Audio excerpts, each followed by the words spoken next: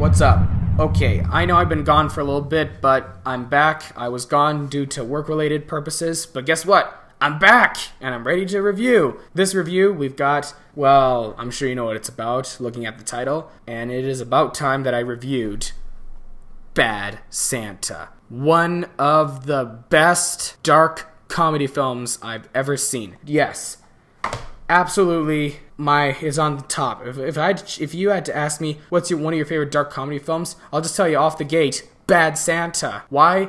It's bizarre. The most absolute bizarre Christmas/dark comedy film you'd ever see. In fact, if you Google dark comedy films, one of the movies that first pop up, is Bad Santa. And I'm like, Bad Santa, dark comedy? How? So I watched it, and I was like, oh, that's why it's a dark comedy. Now, a little bit of summary of what Bad Santa is about.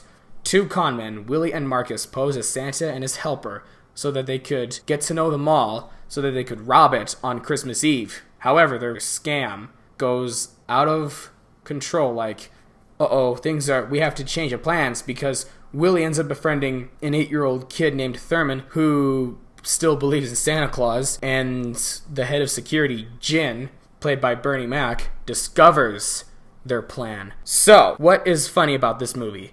A lot. And don't get me wrong, he is a terrible Santa. You go to the mall and you expect to hear Santas with that jolly old voice, what's this you want for Christmas? Really? Oh, don't worry, kid. I'll make sure the elves make that for you. And just that happy voice that kids like for Santa. But in Bad Santa, the kids don't get that. The kids get a grumpy, drunk, unhappy Santa Claus. I mean, you go there, he doesn't have that jolly voice. He's just like, and Marcus would be like, "Wake up, will you? Oh, what happened?" And then Marcus would be like something, "You gotta act professional, Willie. I can't have you passing out in a time like this. Do you know doing stuff like this is gonna get us caught so that we'll be broke for another year?" Stuff like that. It's quite a bizarre show, and I really think that Bad Santa is the best dark comedy film. Actually, second best, because I'm about to watch Heathers.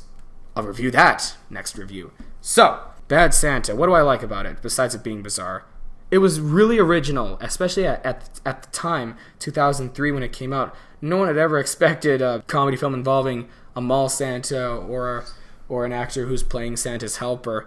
Tony Cox, who plays Marcus, absolutely steals the show. One of the actors who steals the show for his wise, he's the one. Marcus is the one who's the smart one, the more professional con man, the one who's like, "Willie, do you realize everything that the more," he's like, he's the more wise one, the more experienced. If you were to have a guy on your team, if you were a con artist, Marcus would be the guy. But Willie doesn't rely that much at all. That's one of the easiest things that you notice in this movie, and I like how they portrayed the plot revolving around this alcoholic thief who becomes friends with this 8-year-old kid who still believes in Santa. Now, how to rate this? Easy.